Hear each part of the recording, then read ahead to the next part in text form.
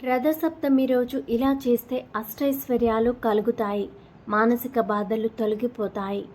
మాఘమాసం వచ్చేసింది. మాఘ అంటే పాపము లేనిది అని అర్థం. సూర్య భగవానుడికి చాలా ఇష్టమైన మాసం మాఘమాసం. ఈ మాసంలో పౌర్ణమికి ముందొచ్చే సప్తమిని రథసప్తమి అని అంటారు. మాఘశుద్ధ సప్తమి సూర్యగ్రహణంతో సమానము. రథసప్తమి రోజున చేసే పూజలు దానాల వల్ల కోట్ల రెట్ల పుణ్యఫలములను ఆయురారోగ్యమును సంపదలను పొందవచ్చు. మాఘశుద్ధ సప్తమి రోజున సూర్య భగవానుడి పుట్టినరోజు. సకల జగత్తుకు వెలుగునిచ్చే సూర్యుడు రథాన్ని ఎక్కి తన దిశ నిర్దేశాన్ని మార్చుకునే రోజే రథసప్తమి. ఇలాంటి శక్తివంతమైన రోజున మనం కొన్ని నియమాలను పాటిస్తే మన ఆరోగ్యం వృద్ధి చెంది దీర్ఘకాలిక వ్యాధుల నుండి ఉపశమనం లభిస్తుందని మన శాస్త్రాలు చెబుతున్నాయి. పంచాంగం ప్రకారం మాఘమాసంలోని శుక్లపక్ష సప్తమి తిథి ఫిబ్రవరి 15 గురువారం ఉదయం 10 గంటల నుంచి మొదలై ఫిబ్రవరి 16 ఉదయం 8 గంటల 50 నిమిషాలకు ముగుస్తుంది. కాబట్టి శుక్రవారం ఉదయాన్నే తిథి ఆధారంగా ఫిబ్రవరి 16వ తేదీ రథసప్తమిని జరుపుకుంటారు. రథసప్తమి ముందు రోజు రాత్రి ఉపవాసం ఉండి మర్నాడు ఉదయం సూర్యోదయానికి ముందుగానే నిద్రలేచి తలస్నానం చేయాలి. స్నానం చేసేటప్పుడు మగవారు అయితే 7 జిల్లేడి ఆకులను, ఆడవారు అయితే 7 చిక్కుడు ఆకులను తీసుకొని తలపైన భుజాలపై ఉంచుకొని స్నానం చేయాలి. చిక్కుడు ఆకులు అందుబాటులో లేకపోయిన స్త్రీలు 7 జిల్లేడు ఆకులను ఉంచుకొని స్నానం చేయవచ్చు. ఈ 7 జిల్లేడు ఆకులను సూర్యుని 7 రంగులకు ప్రతీతిగా భావిస్తారు. ఇలాంటి ఆకులు మీకు అందుబాటులో లేకపోతే స్నానం చేసే నీటిలో ఎర్ర పువ్వులను వేసుకొని స్నానం చేస్తే మంచిది. ఇలా చేస్తే సూర్య భగవానుడు సంతోషించి ఐశ్వర్యాన్ని ప్రసాదిస్తాడు. రథసప్తమి సందర్భంగా ఈ జిల్లేడు ఆకులను ఒంటికి తగిలేలా ఉంచి స్నానం చేయడం వల్ల తడిసిన జిల్లేడు ఆకుల్లోని ఔషధ గుణాలు మన చర్మానికి అందే అవకాశం ఉంటుంది. అలాగే మనకున్న దృష్టి దోషాలు తొలగిపోతాయని నమ్ముతారు. ఈ రోజున స్నానం చేసిన తర్వాత నీటిలో చిన్న బెల్లం ముక్క, ఎర్రటి పువ్వులు వేసి సూర్య భగవానుడికి అర్ఘ్యం సమర్పించండి. ఓం సూర్యాయ నమః అనే మంత్రాన్ని జపిస్తూ సూర్య భగవానుడికి అర్ఘ్యం సమర్పించాలి. ఆ తర్వాత ఆదిత్య హృదయ స్తోత్రాన్ని పఠించాలి. ఈ రోజున ఎవరైతే ఆదిత్య హృదయం పాటిస్తారో వాళ్ళకి తలరాతల తరగని ఐశ్వర్యం లభిస్తుందని విశ్వాసం. ఇలా స్నానం చేసిన తర్వాత ఇంట్లో పూజ చేసుకోవాలి. ఈ సప్తమి నాడు ఆవు నెయ్యితో దీపారాధన చేస్తే అష్టైశ్వర్యాలు సిద్ధిస్తాయని పురోహితులు అంటున్నారు.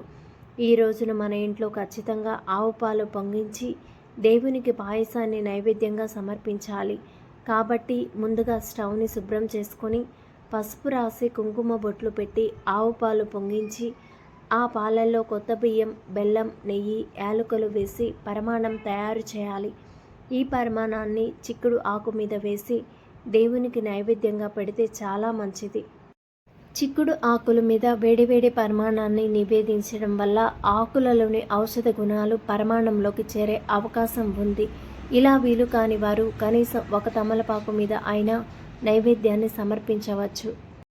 మీ ఇంట్లో తులసి మొక్క ఉంటే తులసి మొక్క ముందు రథం ముగ్గు వేసి అక్కడే ఒక చిన్న పొయ్యిని ఏర్పాటు చేసుకుని తులసి మొక్క పక్కనే ఆవు పాలతో పరమాన్నం చేసి తులసికి నైవేద్యం సమర్పిస్తే ముక్కోటి దేవతల ఆశీర్వాదం లభిస్తుందని విశ్వాసం. రథసప్తమి రోజు దేవుడికి ఎరుపు రంగు పువ్వులతో పూజ చేస్తే మంచిదట. ఈ రోజున చిమ్మిలి దానం చేస్తే సకల శుభాలు చేకూరుతాయని కొందరి నమ్మకం. ఈ రథసప్తమి నాడు ఇంటి ముందు రథం ముగ్గు వేసుకోవాలి. అత్యంత పవిత్రమైన పండుగలలో రథసప్తమి పండుగ ముఖ్యమైనది. రథసప్తమి రోజున సూర్యదేవుడు తన శక్తివంతమైన కిరణాలతో ఈ ప్రపంచం మొత్తం పైన తన కరుణా కటాక్ష వీక్షణాలను ప్రసరింపజేస్తాడని భక్తులు ప్రగాఢంగా విశ్వసిస్తారు. రథసప్తమి రోజున పొరపాటును కూడా చేయకూడని పనులు కొన్ని ఉన్నాయి. ఈ రోజున ఎవరిపైన కోపం ప్రదర్శించరాదు. వివాదాలకు దూరంగా ఉండాలి. ఇంట్లో చుట్టుపక్కల వాతావరణంలో శాంతి ఉండేలా చూసుకోవాలి. మద్యం, మాంసాహారానికి దూరంగా ఉండాలి. ఈ రోజున ఉప్పు వినియోగం కూడా నిషేధించబడినది. ఈ రథసప్తమి రోజున ఓం ఆదిత్యాయ నమః అని 108 సార్లు జపిస్తే చాలా మంచిదని పండితులు చెబుతున్నారు. మీ పూజ గదిలో సూర్యభగవానుడి చిత్రపటం ఉంటే మంచిది. అలాగే ఈ రథసప్తమి రోజున ఇంట్లో సూర్య యంత్రాన్ని పెట్టుకుంటే చాలా మంచిది. రథసప్తమి రోజు మీ స్తోమతను బట్టి ఎవరికైనా పేదవారికి ఎరుపు రంగులో ఉండే ఆహార పదార్థాలు కానీ, ఎరుపు రంగులో ఉండే వస్తువులు కానీ దానం చేయండి. ఇలా వీటిని దానం చేస్తే మీ జాతకంలో ఏవైనా దోషాలు ఉంటే అవన్నీ తొలగిపోతాయి. అలాగే మీ జాతకంలో సూర్యుని స్థానం బలపడుతుంది. ఈ మాఘమాసంలో నదుల్లో కానీ, చెరువుల్లో కానీ, బావుల వద్ద కానీ స్నానం చేస్తే మంచిది. నదుల్లో స్నానం చేయడం కుదరకపోతే ఇంట్లో స్నానం చేస్తున్నప్పుడు గంగా నది, గోదావరి, కావేరి వంటి పుణ్యనదుల పేర్లను తలుచుకుంటూ స్నానం ఆచరిస్తే మంచిది. ఈ మాఘమాసంలో ఏ వ్యక్తి అయితే పుణ్యనది స్నానం ఆచరిస్తాడో వారికి విశేషమైనటువంటి పుణ్యఫలం లభించి జీవితంలో రాజయోగం లభిస్తుందని శాస్త్రములు చెబుతున్నాయి. మాఘమాసంలో చేసే స్నానాల వల్ల మన పాపములను కడిగేయమని ఆ దేవుణ్ణి స్మరించుకోవడం. ఈ రథసప్తమి రోజున దగ్గరలో ఉన్న శివాలయానికి వెళ్ళి ఉదయం 6 గంటల నుండి 7 గంటల మధ్య ప్రదక్షిణాలు చేయండి. మన జాతకంలో సూర్యుని స్థానం బలహీనంగా ఉంటే అనేక ఆర్థిక నష్టాలు వస్తాయి. అలాగే తరచుగా అనారోగ్య సమస్యలు వస్తాయి. సమాజంలో తగిన గౌరవం ఉండదు. చేపట్టిన పనుల్లో ఆటంకాలు ఏర్పడతాయి. కాబట్టి ఈ రథసప్తమి రోజున ఉపవాసం ఉండి వీడియోలో చెప్పిన కొన్ని పరిహారాలు పాటించడం వలన సూర్యభగవానుడి అనుగ్రహం లభించి మీ జీవితంలో సుఖ సంతోషాలు, సిరి సంపదలు అనేవి తప్పకుండా వెల్లివిరుస్తాయి. ధన్యవాదములు. ఈ వీడియో కనుక మీకు నచ్చినట్లయితే ఈ వీడియోని లైక్ చేసి మా ఛానల్ని సబ్స్క్రైబ్ చేసుకొని తప్పకుండా సపోర్ట్ చేయండి. అలాగే ఈ వీడియోని మీరు చివరి వరకు చూసినట్లయితే ఓం సూర్యాయ నమః అని తప్పకుండా కామెంట్ చేయండి.